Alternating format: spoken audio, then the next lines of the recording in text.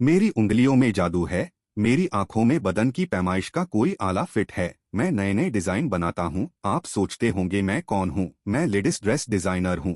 मुझे आप tailor master भी कह सकते हैं। लेकिन आम टेलर मास्टर और मुझ में फर्क ये है कि मैं बैठे बैठे मक्खी नहीं मारता, मैं अपने दिमाग से नए नए डिजाइन बनाता हूँ। यही मेरा आर्ट है, यही मेरा हुनर है।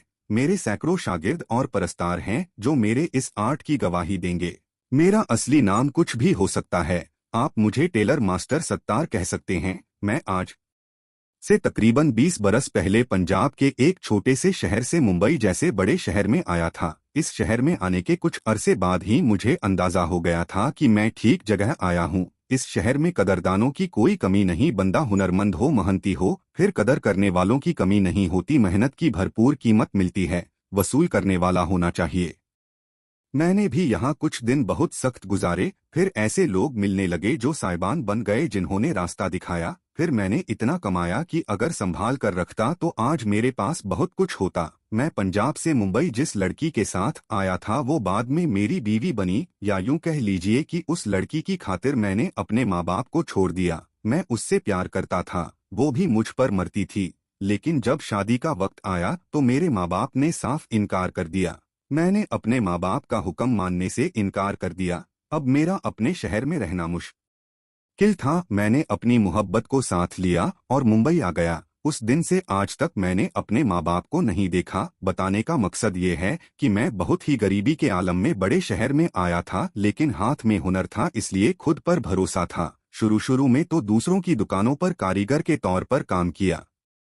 बीवी थी तो बच्चों का होना भी लाजमी था। आमदनी इतनी कम थी कि गुजारा होना मुश्किल था, लेकिन मेरी बीवी ने बड़े सब्र से मेरा साथ दिया और ये मुश्किल दिन गुजरते रहे। जब जरा मार्केट में नाम हो गया और लोग मेरे काम से वाकिफ हो गए तो बड़े बड़े बुटीक वाले मुझे काम देने लगे। मैंने बहुत पैसे कमाए, लेकिन साथ ही मुझे ये भी लगा कि ये फैशनेबल दुकानों वाले हम जैसे कारीगरों को सैकड़ों देकर हजारों लाखों कमाते हैं। हम समझते हैं ये हमें बहुत कुछ दे रहे हैं, लेकिन वो कुछ भी नहीं देते। मैंने सोचा जब मैं आर्डर पर माल तैयार कर सकता हूँ तो अपनी दुकान क्यों नहीं खोल सकता। मैंने अपनी दुकान खोलने के लिए पाई पाई जमा करना शुरू की। कुदरत को हाथ पकड़ना था और मेरी अपनी मेहनत भी थी। मैंने दिन रात काम किया और इतने पैसे जमा कर लिए कि दुकान खोल सकूं। मैं मुंबई के सबब इलाके में दुकान खरीद ली, नीचे के हिस्से में बुटीक खोल लिया और ऊपर कारीगर बिठा दिए। दोस्तों का मशवरा था कि मैं इस इलाके में बुटीक ना खोलूं। मुझे भी पता था कि ये चीजें फैशनेबल इलाकों में चलती हैं, लेकिन ऐसे इलाकों में कीमतें इतनी थी कि मैं किराए पर भी दुकान लेने का सोच नहीं सकता था। कुछ दिनों तक तो मुझे भी लगा कि दोस्त ठीक कहते हैं, यहाँ ये फैशनेबल कपड़े कौन खरीदेगा और कौन सिलवाएगा। लेकिन धीरे धीरे ये ख्याल गलत साबित होने लगा। औरतें आने लगी। जो औरत एक मर्तबा मेरी दुकान पर आ जाती हमेशा के लिए मेरी ग्राहक बन जाती। हमेशा औरतों से वास्ता रहा था, इसलिए उनकी मेंटालिटी से वाकिफ था। बातें भी बहुत अच्छी कर लेता हूँ, इसलिए बहुत सी औरतों से हंसी मजाक हो गया था। एक साल नहीं गुजरा था कि मेरी दुकान के सामने लंबी लंबी कारें खड़ी होने लगी। ये अमीर घरानों की औरतें मुझसे क्या क्या बातें कर जाया करती थी, ये एक अलग कहानी है। अगर वो बताने बैठ गया तो मेरी असल कहानी बीच में ही रह जाएगी। उन अमीर औरतों के जरिए मैंने खूब दौलत कमाई। सर छुपाने के लिए छोटा सा मकान भी खरीद लिया। मेरी बीवी बहुत खुश थी कि किराए के मकान से छुटकारा मिला। जब दौलत मिली तो मेरी बीवी के तौर तरीके भी बदल गए। उसकी फजूल खर्ची बढ़ने लगी, लेकिन मैं ये सोचकर नजरअंदाज करता रहा कि दुख भी तो उसी ने झेले हैं। लेकिन उसकी ये फजूल खर्ची हद से बढ़ती जा रही थी। मैं जितना कमाता मालूम ही नहीं होता कि किधर जा रहा है। मैंने उसे रोकना चाहा तो उसकी जबानदराजी भी खुलकर सामने आ गई। जब गुर्बत थी तो सुकून से बसर हो रही थी, अमीरी आई तो घर में रोज झगड़े होने लगे। झगड़े में तो सामने वाले को नीचा दिखाना मकसद होता है। मैं उसे फजूल खर्ची के ताने देता था। उसने मेरी ये कमजोरी पकड़ ली कि मेरी दुकान पर औरतें आती है, मैं उनसे अयाशियां करता हूँ। इसमें कुछ ज्यादा झूठ भी नहीं था, मेरा पेशा ही ऐसा है। मेरी दुकान पर खरीदार बनकर औरतें ही आती हैं। मैं उनके नाप भी लेता हूँ, फिटिंग देखने के लिए उनके जिस्म पर हाथ भी लगाता हूँ। सब तो नहीं, लेकिन उन्हीं में से कुछ औरतें ऐसी भी आती थी जो कुछ फ्री भी हो जाती थी। घर दुकान से करीब था, इसलिए ये बातें घर में भी पहुँच जाती थी। मैंने बीवी की फजूल खर्ची रोकने के लिए जरा हाथ खींचा तो उसने साफ कहना शुरू कर दिया कि मैं जो कुछ कमाता हूँ खराब औरतों पर खर्च करता हूँ। हकीकत ये है कि मैं उसके इन तानों के बाद उससे डरने लगा था। मेरे इस तरह खामोश हो जाने से उसे यकीन आ गया कि मेरी बात सच्ची है। मैंने लड़ना छोड़ दिया, लेकिन उसकी तरफ से मेरा दिल बुरा हो गया। मेरे इस रवैया से वो भी मुझसे बदजन हो गई। हम दोनों में वो मोहब्बत नहीं रही जो होनी चाहिए थी। बच्चे हो गए थे, इसलिए ना तो वो कोई कदम उठा सकती थी ना मैं। घर में उस मोहब्बत की कमी हो गई जो मैं चाहता था। तो खरीदार औरतों में मेरी दिलचस्पी और भी बढ़ गई। मेरी शादी को 20 साल हो चुके थे, यानी अब से कुछ ही अरसा पहले की बात है। मैं अपनी दुकान के ऊपर के हिस्से में कारीगरों के पास बैठा हुआ था कि मेरा एक शागिर्द ऊपर आया और कहा, उस्ताद कोई औरत आई है, किसी का पता पूछ रही है, कह रही है अपने उस्ताद को बुलाओ। मैंने कहा, जा उसे बुला ला, देखूं तो सही किसका पता पूछ रही है। ऊपर ही के हिस्से में अपने लिए मैंने एक कमरा भी बना लिया था। मैं वहां जाकर बैठ गया और उस औरत का इंतजार करने लगा। औरत अंदर आई और मुस्कुराती हुई खाली कुर्सी पर बैठ गई। वो एक खूबसूरत औरत थी, मुश्किल से 22 साल उम्र थी। उसकी हंसी बहुत दिलफरेब थी और शायद उसे हंसने की आदत भी थी, क्योंकि बात बात पर वो हंस रही थी। उसकी बड़ी बड़ी आंखें जिस तरह चल रही थी, इससे मुझे अंदाजा हो गया कि दाल में कुछ काला जरूर है। वो मिडिल क्लास की औरत लग रही थी। मैंने खूब अच्छी तरह उसका जायजा लिया। उसके बाद उससे पूछा कि वो किसका पता मालूम कर रही है। उसने जो नाम बताया उससे मुझे और शक हो गया। उसने एक सब इंस्पेक्टर का पता पूछा था। उस आदमी की शोहरत औरतों के मामले में ठीक नहीं थी। मैंने उससे पूछा, वो आपका कोई रिश्तेदार है? उसने जवाब दिया, अरे नहीं, जानने वाले हैं हमारे। मैंने कहा, वो आपके जानने वाले हैं और आपको घर तक नहीं मालूम उनका? दरअसल वही आते हैं हमारे घर, मैं कभी नहीं जाती। मैंने उसके लिए चाय मंगवाना चाही, लेकिन उसने मना कर दिया और कहा, मैं इस वक्त जल्दी में हूँ, फुर्सत मिली तो जरूर आऊंगी।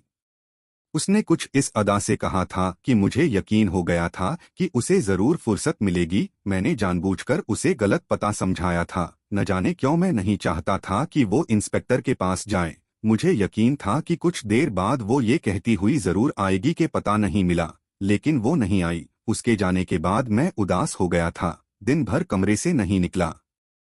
रात को भी घर जाने की बजाय 9 से 12 का शो देखने सिनेमा चला गया। उसके बाद कहीं नहीं जा सकता था, इसलिए मजबूरन घर आना पड़ा। जैसे ही घर पहुंचा, मेरी बीवी ने कहा, कहाँ रह गए थे, क्यों इतनी रात में आए हो? मैंने जवाब दिया, एक दोस्त की बीवी की तबीयत खराब थी। बीवी ने कहा, तुम सही करने गए थे, अपने दोस्त के साथ उसकी बीवी को अस्पताल ले गया था। बीवी ने कहा, झूठ तो तुम्हारे चेहरे पर लिखा हुआ है, कमाई भी गारत करके आ गए होगे। मैंने दिन भर की कमाई उसके हाथ पर रखते हुए कहा, बस मैं तो पैसे देने के लिए हूँ। उसने कहा, सभी देते हैं, एक तुम क्या अनोखा खर्च उठा रहे हो? मैंने कहा, कभी तुम सीधे मुंह बात भी तो कर लिया करो, मेरा मुंह तो टेढ़ा ही है। मैंने कहा, इसीलिए तो तुमको मुंह नहीं लगाता। बीवी ने कहा, मेरा कब जी चाहता है तुम्हारी शक्ल देखने को। इसके बाद कोई बात करने की वजह नहीं थी। मैं मुंह फेर कर लेट गया।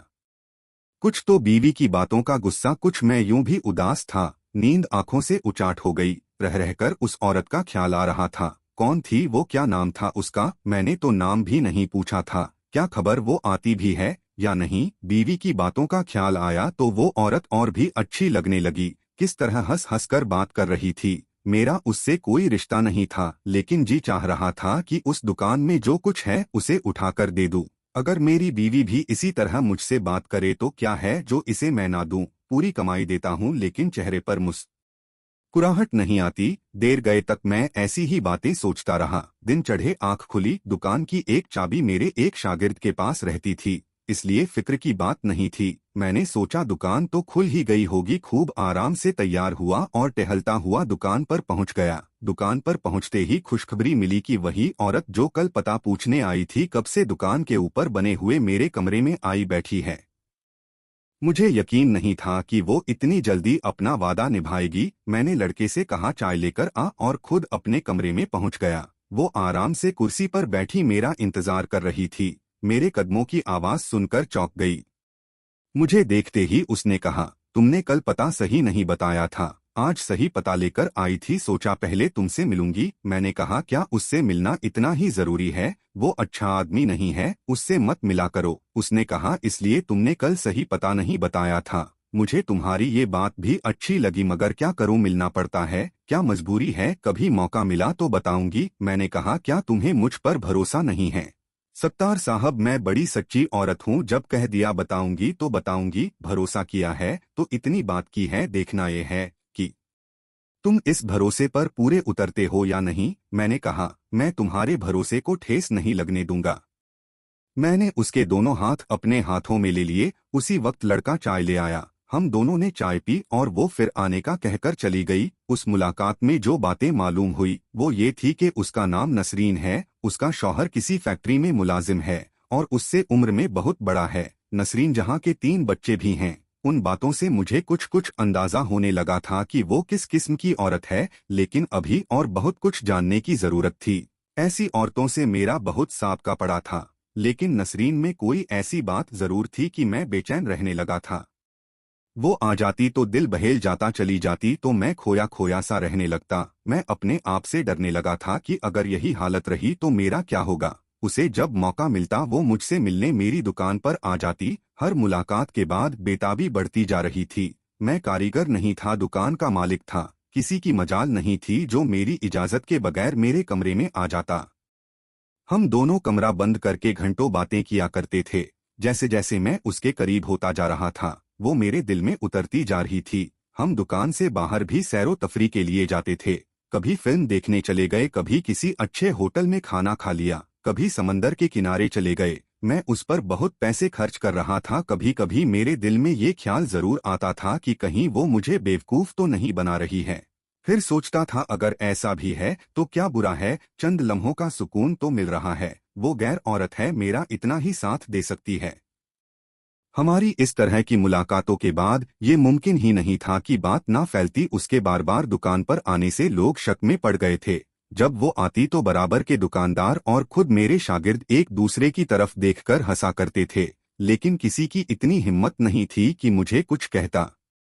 मुझे यकीन है कि ये बातें मेरी बीवी के कानों तक भी पहुंच गई थी, इसलिए कि वो अब अक्सर दुकान पर आ जाया करती थी। वो नहीं आती तो किसी बच्चे को ही भेज देती। जाहिर है वो मेरी खैरियत मालूम करने के लिए तो नहीं भेजती होगी, ये देखने को भेजती होगी कि मेरे पास कौन आया हुआ है, मैं दुकान पर हूँ या नहीं। उसे ये मालूम नहीं था कि दुकान के ऊपर मैंने कमरा बनाया हुआ है, इसलिए मेरी जान बची रही। एक मर्तबा नसरीन आई हुई थी, लेकिन मेरी बीवी को पता ही नहीं चला। वो दुकान में आई, मुझे बुलाया और नीचे ही से चली गई। मैं मुतमईन था, लेकिन एक दिन वो ऊपर आई और सीधी मेरे कमरे में आ गई। उस दिन मैं अकेला ही था। उसने कहा अच्छा तो अय्याशी के लिए ये अड्डा बनाया है। मैंने कहा दिमाग खराब हो गया है, यहाँ पर क्या अय्याशी कर रहा हूँ, देख लो ये मेरी मशीन रखी हुई है, मैं तो यहाँ काम करता रहता हूँ। उसने कहा काम तो बाहर भी हो सकता है, वहाँ कारीगरों के साथ हर वक्त बैठने से रोब नहीं रहता, तुम समझती तो हो नहीं।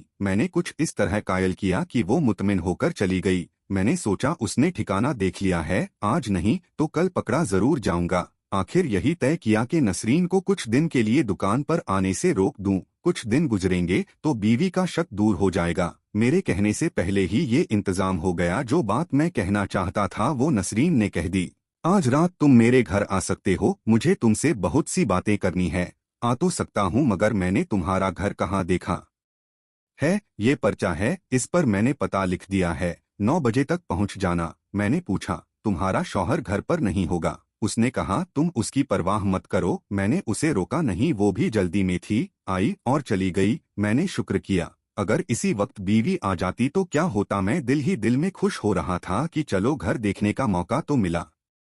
एक मर्तबा घर देख लिया तो फिर घर पर ही मिला करेंगे। दुकान का झगड़ा ही खत्म। अब सवाल ये था कि रात भर घर से गायब कैसे रहा जाए। बहुत सोचने के बाद एक बहाना सूझा और दुकान से उठकर सीधा घर पहुंच गया। आज बड़ी जल्दी आ गए, क्या बात है? बीवी ने पूछा। मैंने 500 के 3 नोट जेब से निकाले और बीवी के हाथ पर रख दिए ताकि वो खुश हो जाए। मैंने कहा एक जगह कव्वाली है, दोस्तों ने प्रोग्राम बना लिया, मजबूरन मुझे भी जाना पड़ेगा। चले जाओ, मगर ज्यादा पैसे लुटाने की जरूरत नहीं, इसीलिए तो सब पैसे तुम्हारे हाथ में देकर जा रहा हूँ। बीवी को मालूम था मुझे कव्वाली का शौक है और बहुत दिन से किसी कव्वाली में गया भी नहीं, इसलिए उसे यकीन आ गया और फिर 1500 की रिश्वत भी मेरे काम आ गई। मैं नहाया, कपड़े पहने और खूब सजकर नसरीन के घर जाने के लिए घर से निकल गया। पता मेरे पास था इसलिए घर ढूंढने में कोई दिक्कत नहीं हुई। दरवाजे के बाहर लगी हुई घंटी का बटन दबा दिया। वो जैसे मेरे इंतजार में दरवाजे से लगी हुई खड़ी थी। उसने दरवाजा खोला और मेरा हाथ पकड़कर मुझे अंदर घसीट लिया। ये बहुत ही मामूली दर्जे का छोटा सा मकान था, अलबत्ता कमरों में फर्नीचर आला दर्जे का था। वो मुझे कमरे में ले गई। ये उसका बेडरूम था। मेहमानों के लिए ड्राइंग रूम होता है, लेकिन तुम मेरे दिल के मेहमान हो इसलिए तुम्हें बेडरूम में ले आई हूँ, उसने मेरे गले में बाहें डालते हुए कहा। उसने मुझे बिस्तर पर लेटा दिया। खौफ के मारे मेरा बुरा हाल था। वो मेरी कैफियत को भांप गई थी, इसलिए हंस रही थी। मैंने कहा, तुम्हें मुझसे कुछ बात करनी थी। तुम तो डरे ही जा रहे हो। बात क्या करूं? तुम बात करो तो कुछ डर निकले। तुम तो हंस रही हो। उसने कहा, मैं चाय बनाकर लाती हूँ, फिर बातें करेंगे। वो चाय बनाने चली गई और मैं सोचता रहा कि वो कौन सी बात हो सकती है जो वो मुझसे करना चाहती है। बात कोई खास है इसलिए तो उसने घर पर मुझे बुलाया है, और वो भी रात के वक्त। चाय पीने के दौरान उसने कहना शुरू किया, मैं चाहती हूँ कि जो कुछ मैं हूँ तुम्हारे सामने जाहिर हो जाऊं, इसलिए कि तुम मुझ पर भरोसा करते हो। मैं तुम्हारे भरोसे को ठेस पहुँचा सकती हूँ, तुम्हें अंधेरे में भी रख सकती हूँ, लेकिन मेरा दिल नहीं चाहता। मैं तुमसे दोस्ती रखना चाहती हूँ, और दोस्ती इस वक्त कायम हो सकती है जब दोनों एक दूसरे को जानते हो। मैं इंटर पास लड़की हूँ। मेरे माँ बाप बहुत गरीब थे, जबकि मैं बड़े ऊंचे ऊंचे ख्वाब देखा करती थी। फिर सलीम से मेरी मुलाकात हुई। वो मेरा शौहर है। सलीम मुझसे बहुत बड़ा था, लेकिन जब मुझसे मिला तो शानदार कपड़े पहने हुए था। न जाने कहाँ से लाया था कमबख्त। मैं उसके कपड़ों पर मरमिटी न जाने किसकी गाड़ी मांग कर ले आया था। मुझे गाड़ी में घुमाता फिराता था। मैं उसकी बातों और झूठी शान का शिकार हो गई। उसने मुझे ऐसा वर्गलाया कि मैं उसके साथ भाग गई। ये तो मुझे बाद में पता चला कि वो किसी फैक्ट्री में मामूली सा मुलाजिम है। वो पहले से शादीशुदा था। उसके 3 बच्चे भी थे, जिन्हें अब मैं पाल रही हूँ। उसकी बीवी उसे छोड़कर कहीं चली गई थी। मैंने उस पर भी सब्र कर लिया। माँ बाप को तो छोड़ आई थी, अब सब्र के सिवा क्या हो सकता था। मैं अपनी किस्मत पर सब्र कर रही थी कि सलीम आदमियों को लाने लगा। मुझे मजबूर करता था कि गलत रास्ते पर चल पड़ूं। मैंने शुरू में तो इनकार किया, लेकिन फिर पैसों के लालच ने मुझे सलीम की बात मानने पर मजबूर कर दिया। अब सलीम भी खुश है, मैं भी खुश हूँ। लेकिन एक बात बताओ सत्तार, कोई भी औरत हो वो ये जरूर चाहती है कि उसे कोई दिल से चाहने वाला हो, लेकिन शौहर तो मुझे कमाई का जरिया समझता है। मुझे प्यार क्या करेगा? तुमसे मिली तो एहसास हुआ कि तुम मुझे चाहते हो, इसीलिए तुम्हारे सामने दिल खोल कर रख देना चाहती हूँ।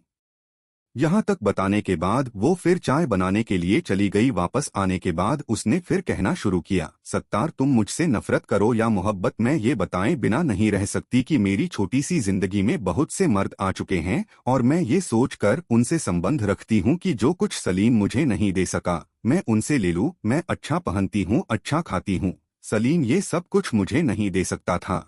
फिर वो मुझसे उम्र में इतना बड़ा है कि मेरे दिल से उतर गया है। मैं फितरत की बुरी नहीं हूँ, और मैं ये चाहती हूँ अगर संबंध ही रखना है तो तुमसे रखूं। वादा करो तुम मुझे हमेशा चाहते रहोगे। मैंने कहा, जब तुम्हारा शौहर खुद इस बुराई में शामिल है तो तुम उसे कैसे रोकोगी? नसरीन ने कहा, वो मैं कर लूंगी। वो ज्यादा से ज्यादा क्या करेगा? मुझे तुम्हारा सपोर्ट रहेगा। वो तो बस ये चाहता है कि मेरे पास कोई ना कोई आता रहे, कोई और नहीं तुम सही। उसकी ड्यूटी बदलती रहती है।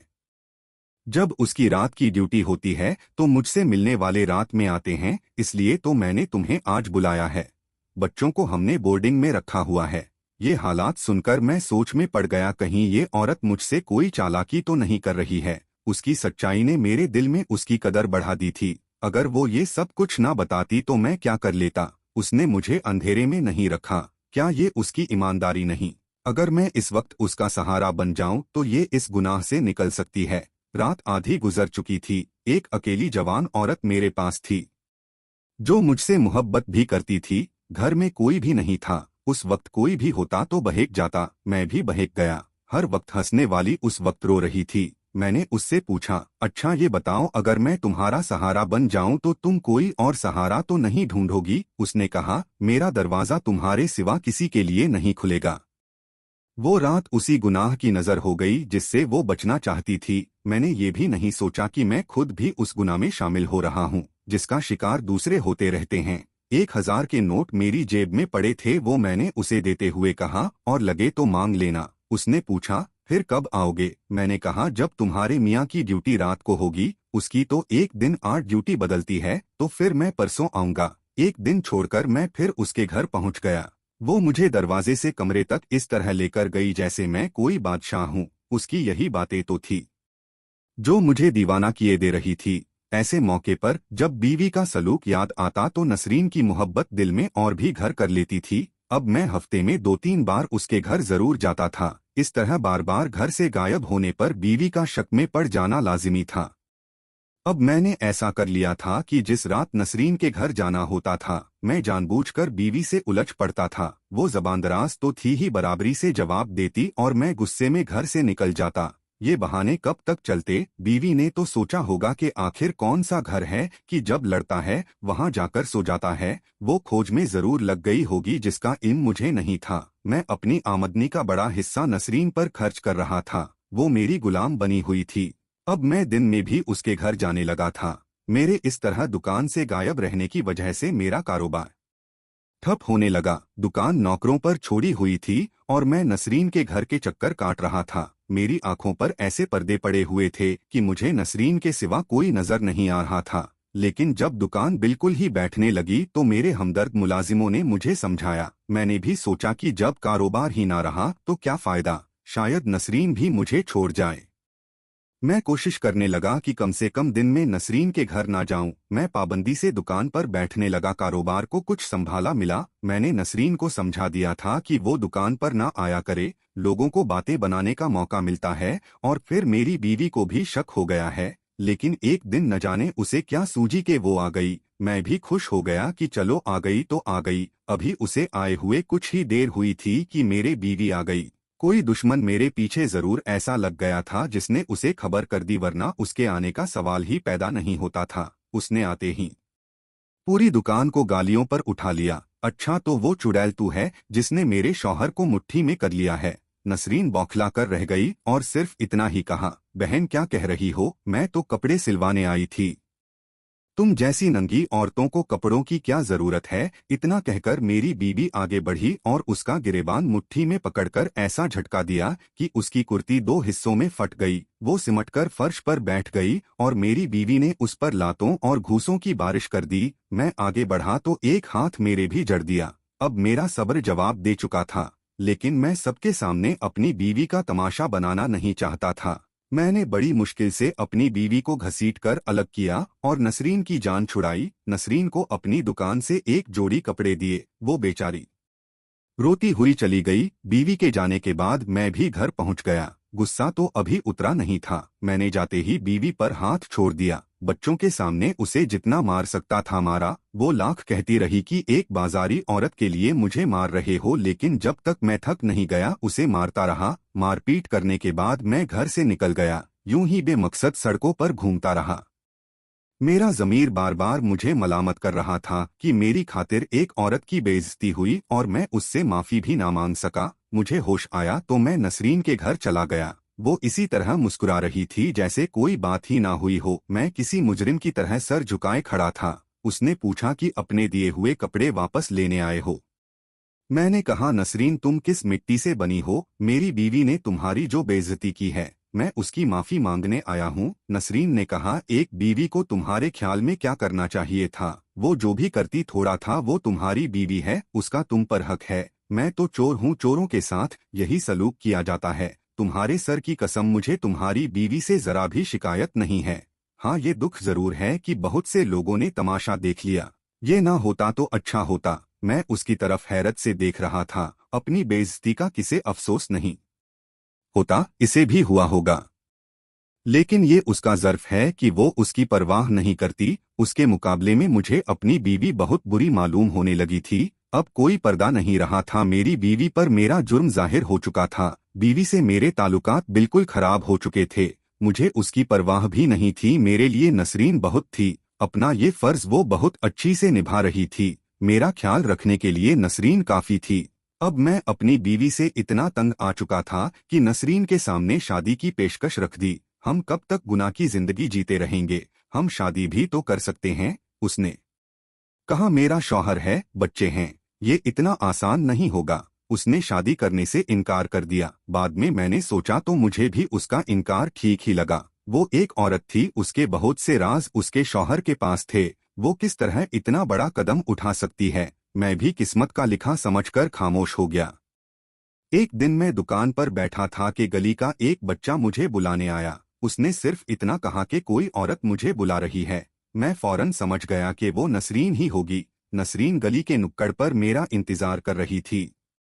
उसकी हालत बहुत खराब हो रही थी और ऐसी नहीं थी कि किसी होटल में जाकर बैठ जाते। करीब ही एक दोस्त का घर था, मैं उसे वहां लेकर चला गया। घर पहुंचते ही वो बेतहाशा रोने लगी। उसने मुझसे कहा, सत्तार मुझे लेकर कहीं भाग सकते हो। मैंने कहा, हम भाग कर कहाँ जाएंगे, पीछा करने वाले बहुत लोग हैं। तुम्हारा शौहर पुलिस में रिपोर्ट करा सकता है, सोचो उसके बाद मेरा क्या होगा। उसने मुझसे कहा, तुम कम हिम्मत हो, बुज़दिल हो, खुदगर्ज हो। तुम में इतनी हिम्मत नहीं थी तो मुझसे मिले क्यों थे। वो इतने गुस्से में थी कि उसे खुद खबर नहीं थी कि वो क्या कह रही है। जितना बुरा भला मुझे कह सकती थी उसने कहा, और मैं सर झुकाए सुनता रहा। उस वक्त तो उससे कुछ भी कहना बेकार था। मैं उसे तसल्ली देता रहा था कि उसका गुस्सा उतर जाए और वो कुछ सोचने समझने की काबिल हो जाए। मैंने अपने हिसाब से उसे समझा भी दिया था और वो चली भी गई थी। लेकिन उसके बाद वो जब भी मिलती यही जिद करती कि मैं उसे लेकर कहीं भाग जाऊं। मुझे गर्व भी होता था कि कोई औरत मुझ पर इतनी जान देती है कि अपना घर बार छोड़कर मेरे साथ भाग जाना चाहती है। लेकिन मैं डरता भी था कि अगर मैंने ये कदम उठा लिया और पकड़ा गया तो रुसवाई अलग होगी और जेल अलग होगी। उसकी जिद बढ़ती जा रही थी और उसके साथ साथ मेरी परेशानी भी बढ़ती जा रही थी। आखिरकार एक हल मैंने निकाल ही लिया। मैंने उसे मशविरा दिया कि वो अपने शौहर के खिलाफ रिपोर्ट दर्ज कराए कि वो उसे जिस्मफरोशी पर मजबूर करता है। वो उसके साथ नहीं रह सकती। मैं उसे वकील करके दूंगा जो उसके शौहर को अदालत में बुलाएगा। वो उससे तलाक मांग ले और अदालत को बता दे कि वो सत्तार के साथ अपनी खुशी से रहना चाहती है। मेरे कहने के मुताबिक उसने अपने शौहर पर मुकदमा कर दिया। अदालत में पेशी हुई और अदालत ने उसकी मर्जी के मुताबिक उसे गर्ल्स हॉस्टल भेज दिया। मेरी ये सारी स्कीम मेरी बीवी को मालूम हो गई। उसने तो हंगामा खड़ा कर दिया। उसने मेरे बच्चों को भी मेरे खिलाफ खड़ा कर दिया। मुझे अब किसी का भी डर नहीं था। कुछ दिन बाद नसरीन मेरी बीवी बनने वाली थी। अब मैं उसे कैसे अकेला छोड़ सकता था। मैंने भी साफ कह दिया कि मैं नसरीन को नहीं छोड़ सकता। मेरी बीवी ने कहा, तो फिर मुझे छोड़ दो। हाँ, तुझे छोड़ सकता हूँ मगर उसे नहीं। एक बाजारी औरत के लिए तुम मुझे छोड़ सकते हो, वो बाजारी औरत तुझसे अच्छी है। बीवी ने कहा, जो औरत अपने शौहर की नहीं हो सकी वो तेरी क्या होगी। मैंने 20 साल तेरे साथ काटे हैं मगर अब नहीं। तू जब उसे नहीं छोड़ सकता तो मुझे छोड़ दे। मैंने कहा, सोच ले, तू क्या कह रही है। खूब सोच लिया, अब सोचने को क्या रह गया है। जब तू नहीं सोचता तो मैं क्यों सोचूं। वो तो खैर बहुत गुस्से में थी, बहुत तैश में थी। सोचने की सलाहियत उसके अंदर नहीं रह गई थी। लेकिन मुझ पर भी ऐसा शैतान सवार हुआ कि मैंने अपने आशियाने को खुद ही आग लगा दी। आव देखा ना ताव और उसे तलाक दे दी। वो शरीफ औरत थी, उसने कह तो दिया था, लेकिन उसे ये उम्मीद नहीं थी कि मैं उसे तलाक दे दूंगा। उसका चेहरा सफेद पड़ गया। उसने मुझसे किराए के पैसे मांगे और बच्चों को लेकर पंजाब चली गई। उसके जाने के बाद अकेले घर में दिल घबराया तो बहुत, लेकिन ये सोचकर खुश भी था कि बस कुछ दिन की तन्हाई है। नसरीन आएगी और इस घर को जन्नत बना देगी। मैंने 2-3 मर्तबा गर्ल्स हॉस्टल जाकर उससे मिलने की कोशिश की, लेकिन मुझे मिलने नहीं दिया गया। मैं उसे खुशखबरी सुनाना चाहता था।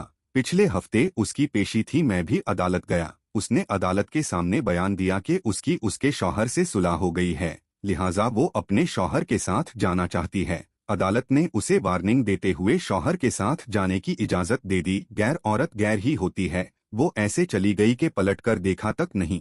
मैं वो बदनसीब हूँ कि बीवी भी मेरे हाथ से गई और महबूबा ने भी ये नहीं सोचा कि मैंने उसके लिए क्या कुछ कुर्बान कर दिया है। वो फिर भी अक्लमंद निकली, बेवकूफ तो मैं ही था। बुरी औरतों के चंगुल में फंसने वालों का यही अंजाम होता है। पराई औरत तो आखिर पराई होती है।